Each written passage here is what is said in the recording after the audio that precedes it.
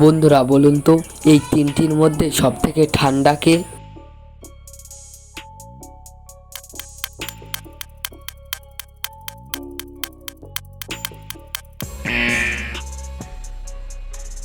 এখানে উত্তর হবে ডিজে। ডিজে মানে হলো ডিসেম্বর মাস, আর জে মানে হলো জানুয়ারি মাস। এই দুটি মাসে সবথেকে বেশি ঠান্ডা থাকে।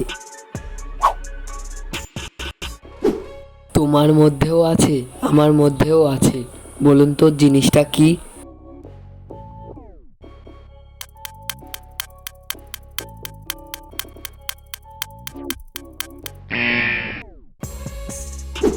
বন্ধুরা, তোমার এবং আমার এই দুটি শব্দের মধ্যেই ম অক্ষরটা আছে। ভিডিওটি যদি আপনাদের ভালো লাগে তাহলে অবশ্যই লাইক করবেন। আপনার দেয়া একটা লাইক আমাদের অনেক উৎসাহ দেয় ভিডিও বানানোর জন্য।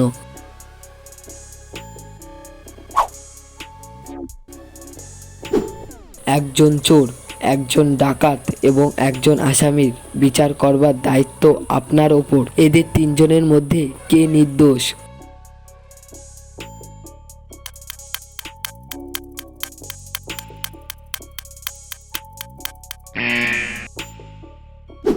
আপনি কি উত্তরটা পেরেছেন? এখানে সঠিক উত্তর হবে আসামি। আসামে যারা থাকে তাদের বলে আসামি। বন্ধুরা, আপনারা যদি ধাঁধার ভিডিও দেখতে পছন্দ করেন তাহলে আমার চ্যানেলটিকে সাবস্ক্রাইব করে পাশে থাকুন।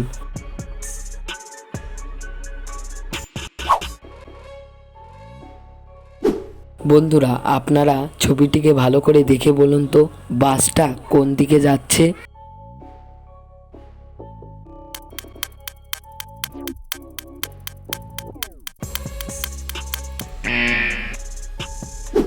এখানে প্রশ্নটাই ভুল, কারণ এখানে বাসটা দাঁড়িয়ে আছে।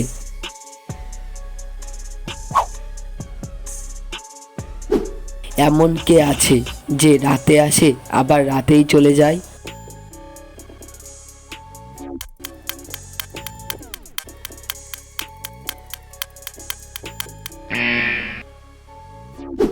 উত্তরটা খুবই সহজ ছিল। এখানে উত্তরটা হবে ডেট বা তারিখ। এই দুটি ছবির মধ্যে তিনটি পার্থক্য আছে, সেগুলি আপনি খুঁজে বার করুন।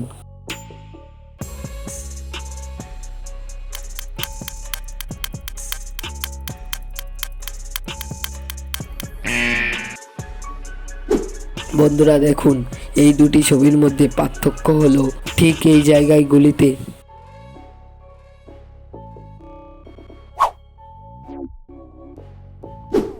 একটি বালতিতে 5টি মাছ ছিল।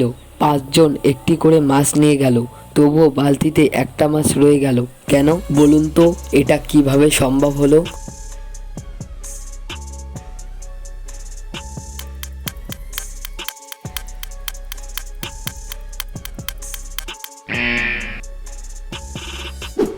বন্ধুরা, কারণ শেষের জন বালতি সমেত মাছটি নিয়ে গিয়েছিল।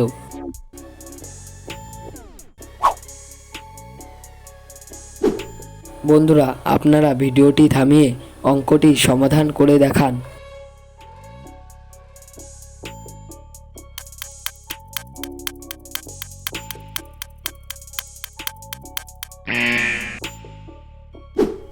অঙ্কটির সমাধান তোমরা ভিডিওটি থামিয়ে দেখে নাও।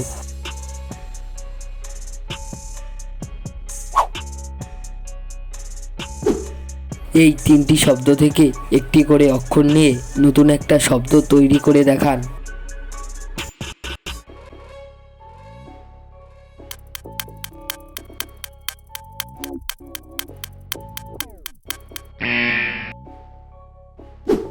আমি যে শব্দটি তৈরি করেছি সেটি হলো নেপাল।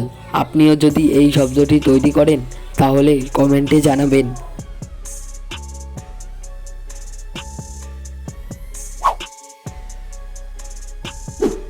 আজকের শেষ প্রশ্ন, এমন কোন ফল আছে যাকে উল্টে লিখলে একটা মেয়ের নাম হবে? বলুন তো।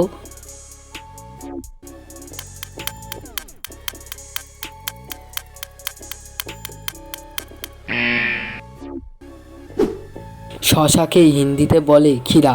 ক্ষীরাকে উল্টে দিলে হয় রাখি, যা হলো একটি মেয়ের নাম।